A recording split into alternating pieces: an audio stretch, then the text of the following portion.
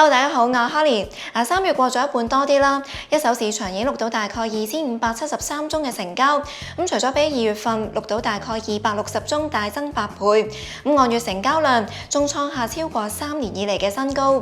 樓市交投好轉，發展商都加快推盤步伐啦。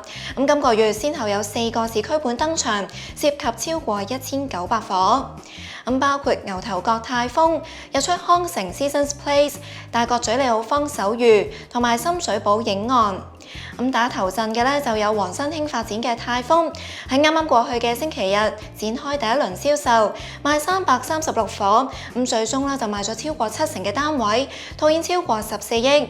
緊隨其後嘅係會德豐旗下嘅 Seasons Place， 喺過一個星期之內上樓書、開市位同開價。項目以14,188蚊首推130伙，比日出康城對上一個新盤低6%，係同區超過4年嚟最平嘅新盤嚟㗎。跟住喺星期日加推168伙，折實平均尺價14,600幾蚊，比第一批高出3%。項目暫時累收大概4500張飛，用已經推出嘅298伙咁計，超額認購14倍，最快今個星期尾開賣。至於恒地旗下嘅利奧坊首遇，同樣喺1個禮拜之內開價開市位。項目首推60伙，折實平均尺價18,888蚊，比2年前同係第4期嘅利奧坊一遇低咗大約20%。涵蓋1房到2房，折實樓價大約由437到733萬，折實尺價就由17,000蚊到21,500幾蚊。預計復活節之前開賣。另外，早喺2022年已經公布樓書嘅影岸，曾經一度煞停銷售部署㗎。最近就再度重啟，改用現樓形式發售。最快今個禮拜開價。發展商就話定價係會參考同係姊妹盤影築。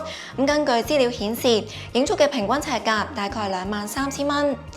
九龍區之外，另一個焦點啦，就落咗喺黃竹坑 Blue Coast 項目，由詳實發展，一共分2期，涉及大概1200伙，可以直達商場。第一期有642伙，涵蓋2房到4房價格，其中3房有474間，佔咗超過70%，係樓盤嘅主打戶型。使用面積由700幾到過千尺度。發展商之前就透露，項目每尺成本價大概28,000蚊，會用市價推盤，最快今個禮拜公佈樓書，有機會3月賣樓價。轉睇一手市況啦。過去週末受到泰豐嘅開售帶動，新盤市場錄到大概400宗成交，按週升超過30%。其中泰豐已經佔咗64%嘅成交量啦，錄到大概257宗。貨尾方面啦，會都同星海提案都係錄得比較多成交㗎，分別有20同13宗。至於二手市場方面，10大屋苑嘅週末成交量已經係連續第3個星期維持喺雙位數字嘅水平啦。根據4大代理行嘅統計，按週個別發展錄到大約15到28宗，其中錄得比較多嘅中原有28宗，按週跌9宗。業界就解釋，新盤以低價搶客，令到二手交投放緩。部分藍籌屋苑好似康怡花園、黃埔花園都要捧蛋啦。今集就揾嚟3宗嘅蝕讓個案，同大家講下。鰂魚涌太古城喺過去週末錄到大概3宗成交，按週少咗2宗。其中順安閣一間700尺度嘅3房，做咗1025萬，維翻每一尺14,500幾蚊。原業主喺17年以1250萬買入，轉手帳面要蝕超過200萬或者1/8。另外，今個月錄到超過90宗二手交投嘅元朗區，成交量創10個月以嚟嘅新高。當中都有銀主盤嘅交易。單位嚟自 Park Yoho Genova， 喺29座低層，係一間實用面積過千尺嘅4房。銀主開價1,100萬，最後零議價賣出，維翻每一尺10,300幾蚊。以原業主17年嘅買入價計，單位期內貶值超過300萬或者2/3。至於青衣區今個月嘅成交量都有升啊，半個月已經突破50宗。同區嘅半新盤明橋匯就有單位蝕讓離場，係實用面積唔夠300尺嘅一房，做咗423萬，維翻每一尺14,100幾蚊。原業主喺19年以516萬買入，揸咗5年，轉手帳面蝕大概93萬或者1/8。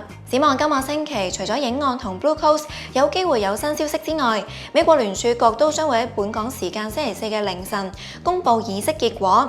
市場普遍預期息率維持不變。片尾會有各區嘅成交資訊。今集時間差唔多啦，我哋下集再見。